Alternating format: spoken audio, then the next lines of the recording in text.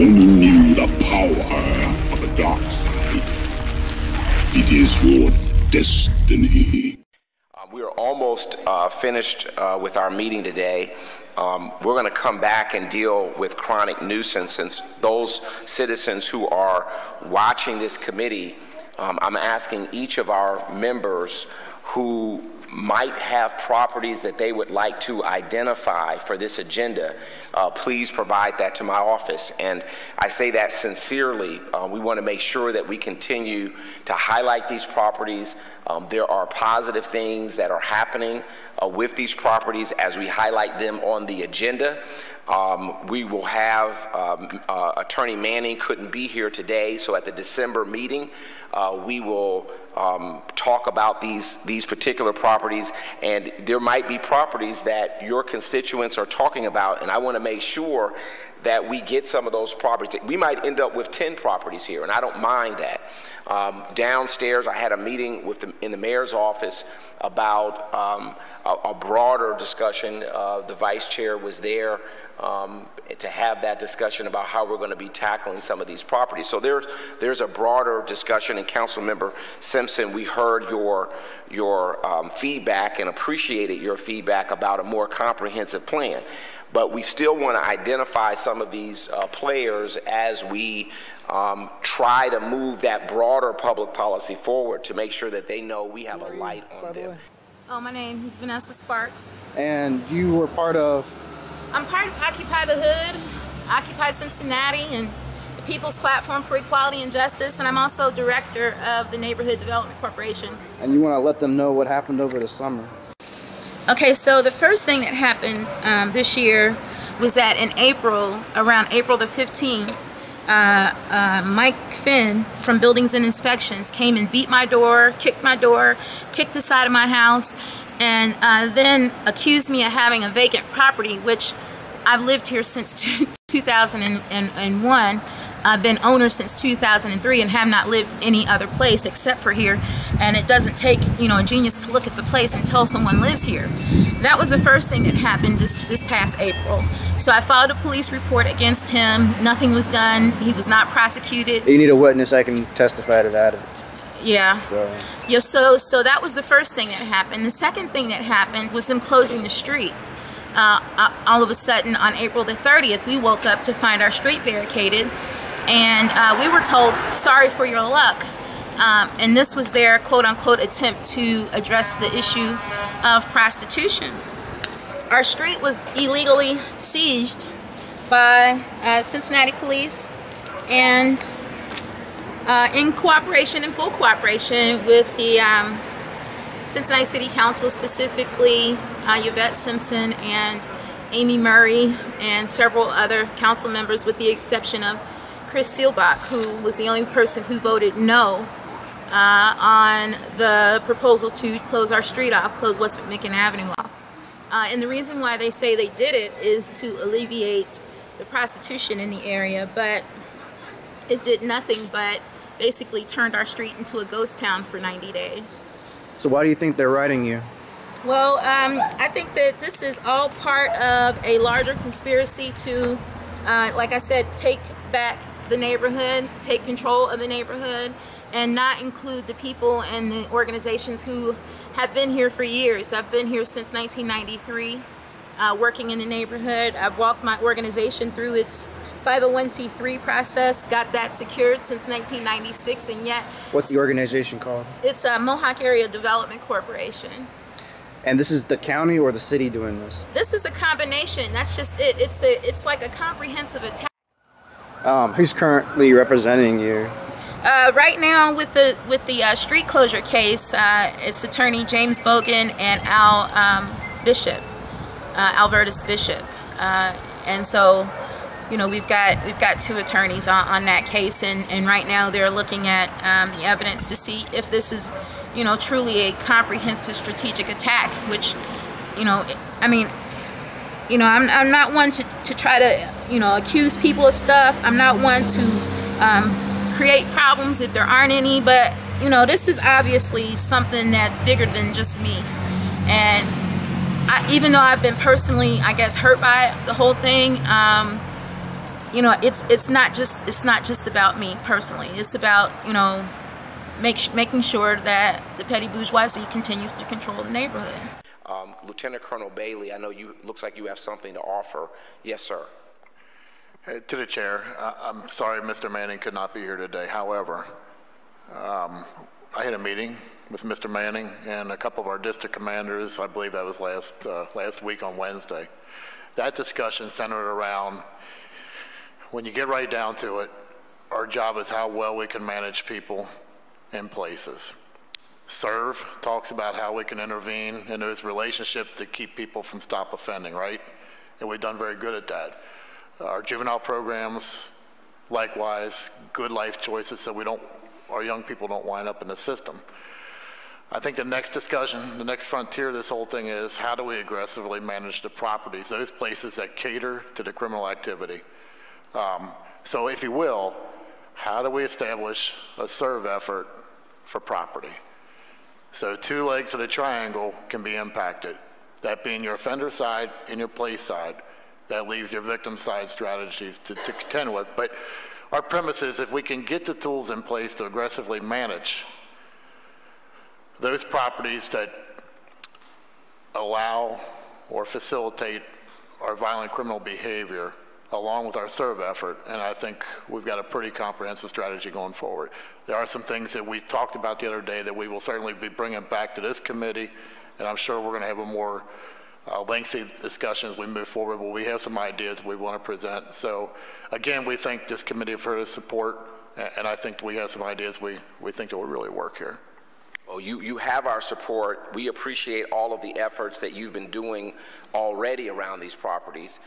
We understand that the code zeros, and the citizens have to understand that if we have our officers continuing to run to the same property, it also is problematic to keeping them safe, because the officers are tied up on these runs on these properties, and that's why it really is our business to get our arms around it. It's a comprehensive attack. It's been like a comprehensive attack against the community, against me as the director of the Neighborhood Development Corporation for this area. And I think it's by the fact that I've stood in the trenches, if you will, on a lot of community issues, from maintaining low-income housing in downtown with the Metropole issue, through the People's Platform for Equality and Justice, and we also worked with the Homeless Coalition to make sure that those people who were left downtown in the Metropole receive their Section 8 certificates and a moving allowance, and so it's been just I guess a life of over the Rhine of being an advocate as best possible. So on many they're levels. targeting activists in the communities. That's basically what you feel is happening. Absolutely, but they're only targeting, I think, specific activists, those who are not willing to acquiesce to basically kiss up to 3CDC. There are other organizations who have in the past been advocates for the community, but they're no longer, if you will, representing the people. They're more so representing monetary and bricks and mortar interests above the interests of the people. Lieutenant Colonel Bailey. We think so too. We think, if we can make these places be responsive to the community, that's a step forward. This morning we talked about probation. What can we do? I think there's some electronic options on the horizon. I think someday electronic monitoring will become cost efficient. We talked about this notion of a real-time command or crime center.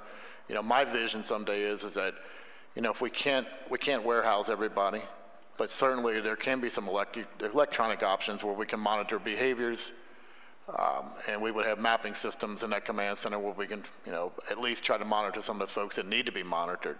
A small percentage of people are committing inordinate amounts of crime. So I want an open, transparent process with our members to provide any location where we're seeing these runs. And I think the owners, I know it because they call my office and want to know why their property is on this agenda. So it dials them in real fast, and they start calling us. And you're going to see some of the owners coming before this committee very soon. So what they're doing now is they have plans. Some of them have had plans that they haven't been working on. So they've been having the conversation, but the plan is in front of them. Now they're starting to execute on that plan. Well, we're going to bring them in. We don't want to just not give them an opportunity to execute on the plan, but you're going to see them coming here to the committee very soon saying, here's what we're doing, and we want to try to get our name off this agenda. One of the benefits and one of the significant benefits of the chronic nuisance ordinance is that it provides data to go with what you think is happening. And sometimes you have a landlord that doesn't care. They just want to get their rent checks.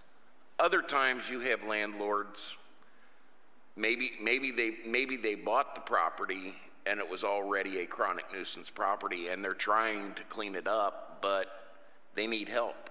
They need help from us. The assistant chief's idea of a serve type process where we're incorporating different units from our city, not just the police, not just property code enforcement, not just this, but a strategy to really address this issue and, let's solve the problem rather than just pushing it around the city. My property, I've attempted to pay my property taxes since I became owner of the property. I had tried to work with the Hamilton County Auditor's Office, and I've got several, correspondences since 2006 to 2008, trying to get them to tell me how am I being taxed. I paid $1,600 for my home. You were talking about how much you paid. Yeah, I paid $1,600 for my home.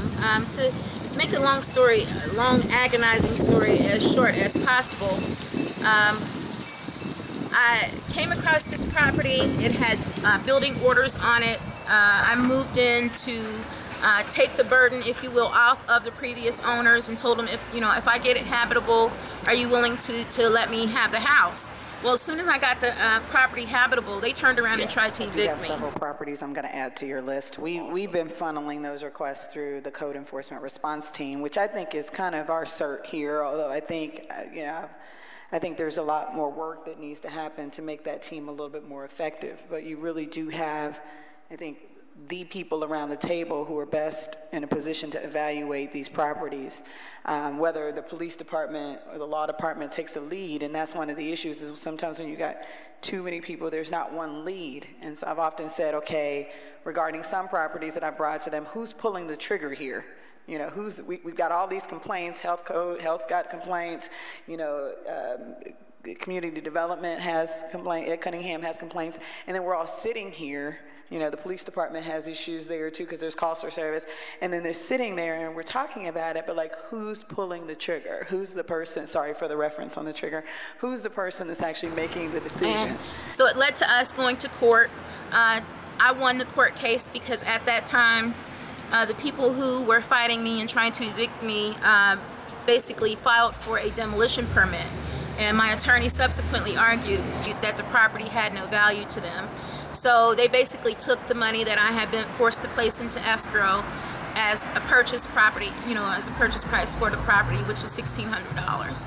Now, my idea that if we want to bring this in a manner that could be manageable before council is to treat it the way we treat the liquor permit hearings. But when the Hamilton County auditors started to tax me, they taxed me at a rate of $85,000, which immediately threw me, to $3,000 to $5,000 in debt. Because of being taxed at that higher rate, not at the rate that I had actually paid for my home. And it's been a back and forth runaround process with the Hamilton County Auditor's Office since then to try to get them to, answer me, how am I being taxed at a rate of $85,000? Have you gone to sort of the Hamilton County, I think it's... Auditor's webpage? The auditor's webpage or the registry of the tax for each of the properties here to see what the estimated value of eeach property is in relationship to yours? Yes, I'm actually in the process of doing that now, but I've actually talked to a couple of property owners, and the last one I spoke to say that they paid about $16,000 for their home, and they're paying $500 per year in taxes and property taxes. We don't have actual adjudicatory authority, but we could say, hey, CERT team, hey, Mark Manning, give us the list, and we may have some items. Let's bring these folks in here and let's hear what you have to say. And often with the liquor permit hearings, we give individuals an opportunity to be able to, if they want to come before us, if they want to talk about it, and I know that statutory authority is a little different, but they come before us and they can have their representation there, and if we decide, they can go back and work out a plan with our police department to do a little differently, install cameras, have a little bit more security, and we'll give them another 6 months before they have to come back before us again. So I don't know if that's actually something that we might want to think about from a legislative perspective and a policy-making perspective, that, you know, we can go guns a-blazing for some of these folks through specific law and legal action, or we could say, hey, we're going to give you an opportunity to come before us and really work with us and create a plan. And then you're going to come back here in 3 months if we haven't seen results, and now we're going to take whatever that action is, whatever that trigger is, we're going to take it against you. And I think that liquor permit model, which has always been well run, is a good one to consider. How long have you resided here? Since 2001. So since 2001, and it's now what year? This is 2014. So through adverse possession laws, they should be allowing you to take possession of this house and pay property taxes if it was an adverse possession based on buying it from somebody that wanted it taken off their hands, whether it was paid for or not at the time. Yes. Now, how you doing? Have you paid property taxes on this location? Well, see, that's just it. I've paid property taxes for a few months in a row under a agreement to pay $100 a month until we worked out, you know, exactly how it's being taxed, you know, how this was all going to be applied towards how this was going to be. I paid property taxes under an agreed payment arrangement at $100 per month. And these money orders go back to 2008, and I still do have the original money orders here. But they held on to my money orders for several months and then returned them to me, stating that I still owed them another $3,000 some odd before they would even take payments on my property. So I have attempted to pay, but they rejected my payments. You know, we almost run on parallel paths with a lot of overlap between chronic nuisance and nuisance properties that aren't maintained, versus the chronic nuisance has a very specific meaning under our city ordinances, and these are calls for police service. It's amazing the amount of times they match up with the code enforcement nuisance properties, what you would typically think of: high weeds, litter, bad roofs, broken windows. You may have a building that looks terrific, but yet our police officers are having to respond there 2, 3, 10 times a night. You have on the agenda a chronic nuisance property. What we could do as part of public embarrassment is that while this committee is being aired, I don't know, 13, 14 times all over the city, that you would have the name of the owner who's involved in the chronic nuisance, their address and phone numbers scrolling down while I'm serious, it's public embarrassment, because that's the only way you're going to get their attention. These people, please, you could send letters after letters, and our illustrious Colonel over there could tell you is that the only way you're going to embarrass these people, they see their name while we are here scrolling down, John Doe, their address of the chronic nuisance property and their phone number, they're going to want to know why they're on there. And I'm just saying you're going to have to use a public embarrassment, because I'm not for sure passing a new law is going to do it. I think when these people are publicly embarrassed, you will start seeing them, as you said, come in here. So you may want to consider, play with it for, put 10 names up there and take a look at the response. You know, it to me confirms that, you know, I'm being selected for specialized treatment, and I've even applied to have the taxes reduced on several occasions, and have yet to have that happen as well. So, you know, it's just been a constant runaround by the Hamilton County Auditor's Office until this past weekend, when I was out of town, we get a letter under the door that says that there's somebody trying to evict me. Someone I have never had any conversations with, someone I've never met before, but they're claiming that they're now the current owners of my property. I was not served with a notice from the Hamilton County Auditor's Office that this past June that they were going to attempt to sell my property. I never got an opportunity to defend myself. And as soon as I learned about it, I immediately let them know, you know, this has been an ongoing process, and even documented it to the point where just last week I got a letter from the state Department of Taxation verifying that I had applied for tax exemption through my 501c3 because, you know, the property, I use the property for the nonprofit location and for the work that we do in the community. I want all of us to identify properties, put them on this list so we can start rotating them through so you all have a bite at the apple on their plan. I have the actual letter that I submitted to them when we made the payment agreement, and then as soon as I applied for the tax exemption status, it seems like my taxes went up again by another $2,000.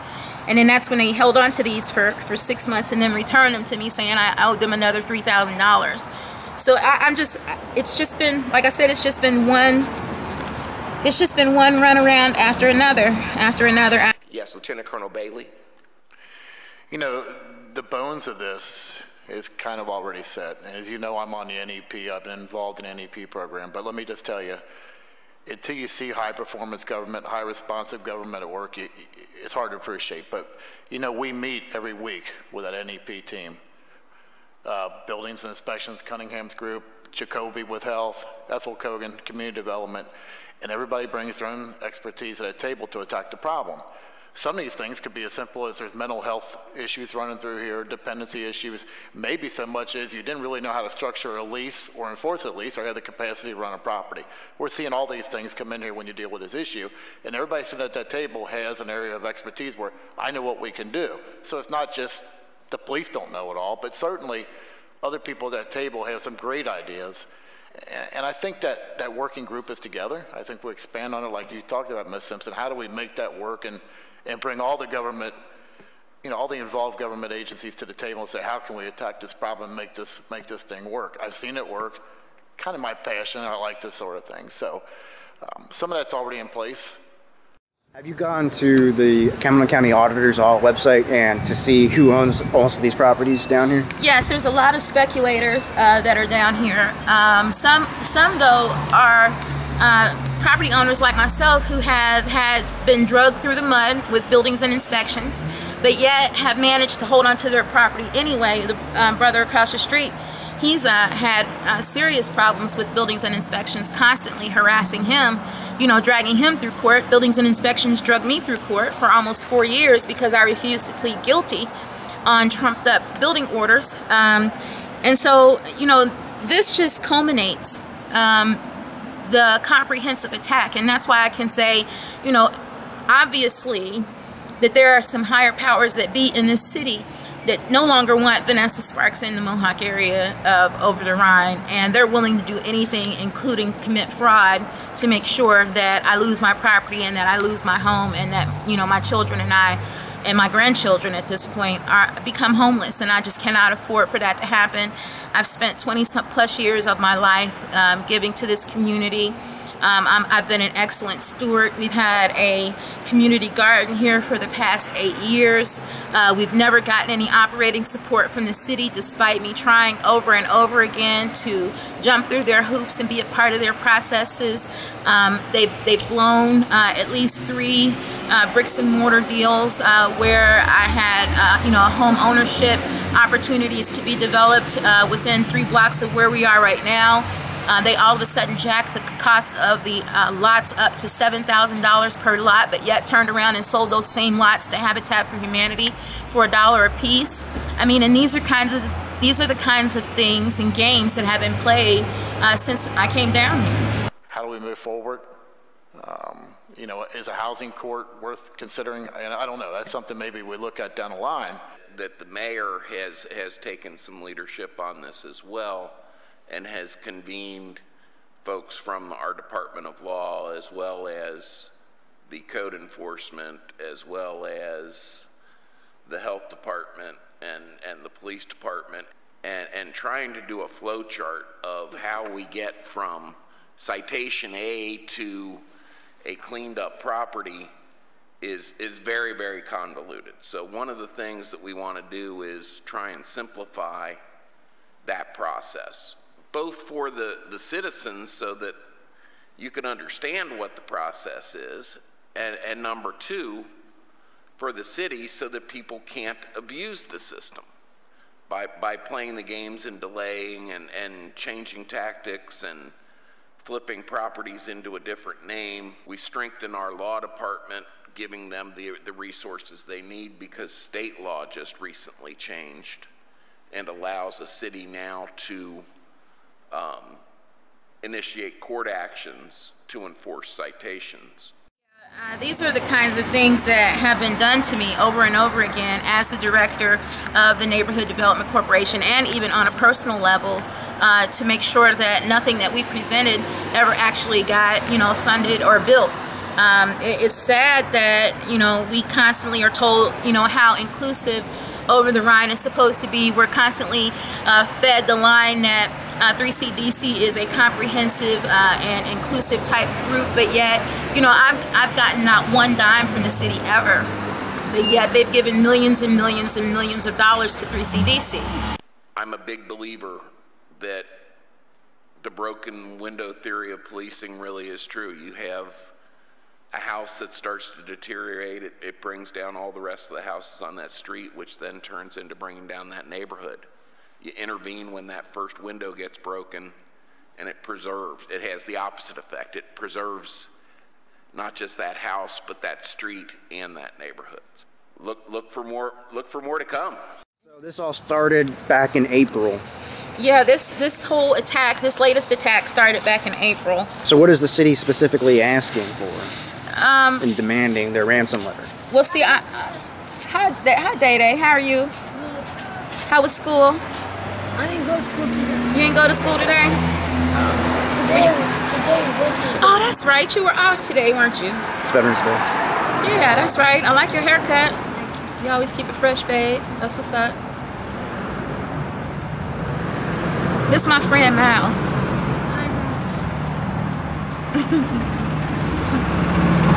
So, I work with the children in the neighborhood. I always have. I try to help out families where I can. We always collect shoes, and yeah, they all got gone. It was like 10 pair of shoes out here. They was big shoes too, so I don't know who got them. Somebody got them. Where your bike at? It's in the house. You seen Nijon since the summer? No. Just been hanging all by yourself, huh? You and Taryn? Taryn ain't even been here? And things like that, to give away, and I've just been too good a steward in my community to be treated this way.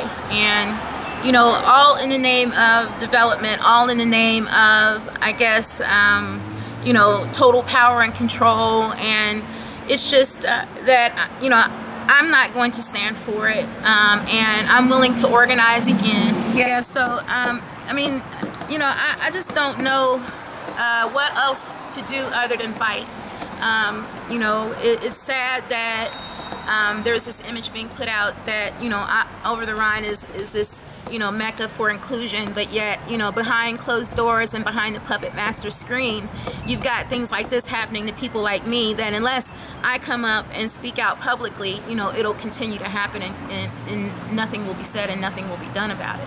From what I can understand is they try to drag people into court, and when they don't show up, try to claim the property as theirs. If this is that type of case, I would drag them into court with a counterclaim lawsuit showing all the information plus an injunction. Did you hear about, didn't you inform her with what's going on? Yeah, You got your hair cut? No. Oh, it's wrapped up? Okay. I was going to say, oh, snap.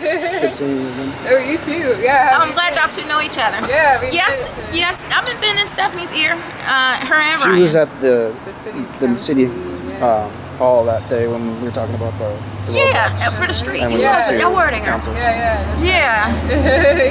Yeah. So it's going down. I got a, when I was out of town over the weekend, my daughter said Saturday somebody slid a letter under the door telling me I was being evicted.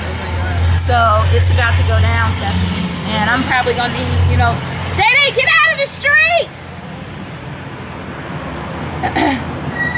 Property owner can't evict a tenant, only evict a tenant, and you're not a tenant, you're an owner. Therefore, the eviction would be legal under every type of law imaginable, I would imagine. Well, the whole thing is illegal. Yeah. The sale was illegal. Yeah. I mean, and even if per their rules, like I've looked, at the process for real estate acquisition, and it's supposed to happen within 30 days. So allegedly this happened June the 9th or somewhere around there, but the finalization on the auditor's record is for August the 26th. That's well after 30 days after, this whole thing was supposed to have taken place.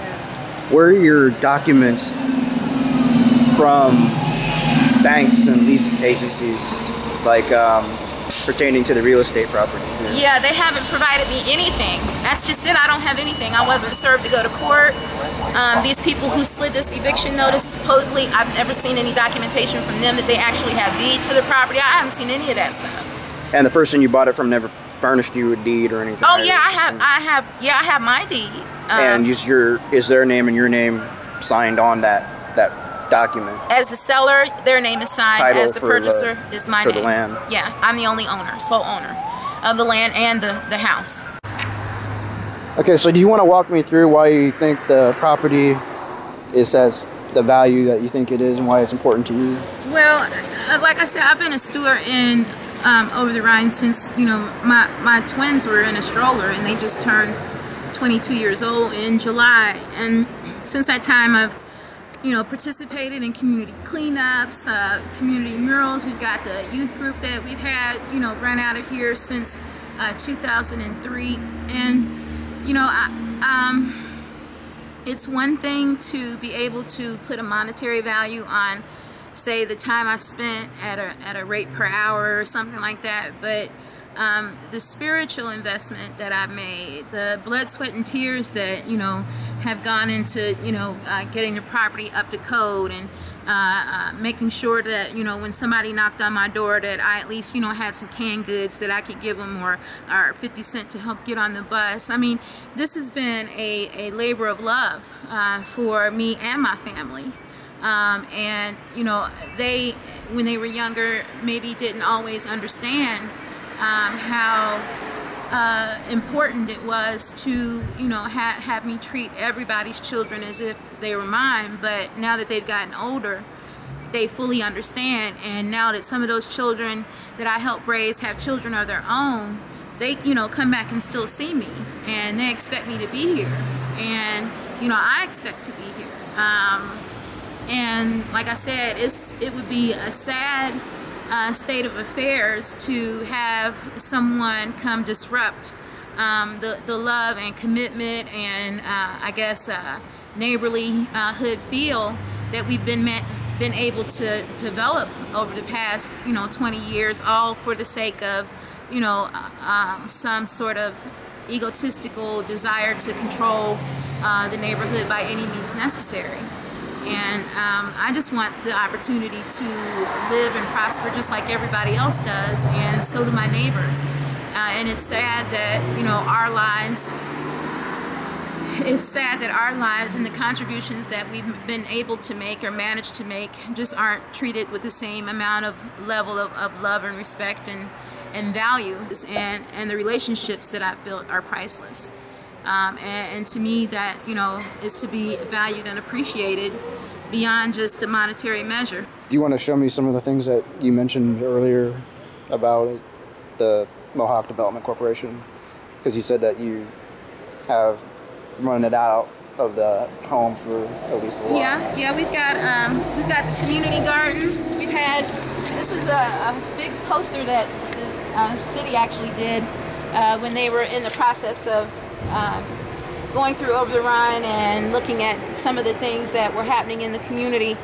So I kept this poster. This poster is actually probably about 10 years old now. But it does talk about the mission statement of Mohawk Area Development Corporation. Talks about the goals that we've set for the Development Corporation, and most of all, there's pictures here of the children that we've worked with over the past few years. And as you can see from this picture, this one is right in front of the house. So it's well documented, the things that we've done in the community. And if we walk over this way, you can see the garden. I'll follow you.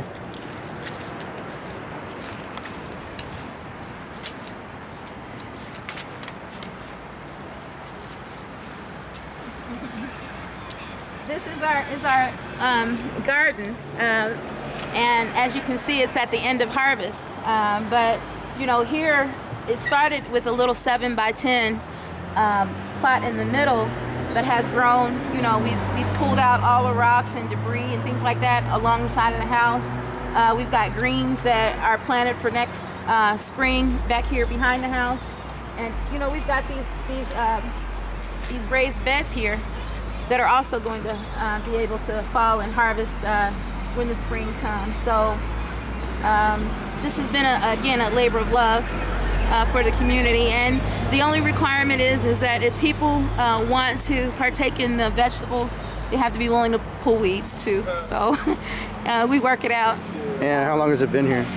For 8 years. This will be our 8th year. This past summer was our 8th year having the community garden, and we'll still have greens up until probably Thanksgiving. And you've never had a complaint by anybody in the neighborhood? No, they actually appreciate the garden. We use it as a lesson in gap financing, because even though there's a small bit that comes out of here, every bit counts, and so it's good for folks to get a good pot of greens and a good pot of cabbage, out of the garden, especially if they've helped plant the seeds. So it serves multiple purposes.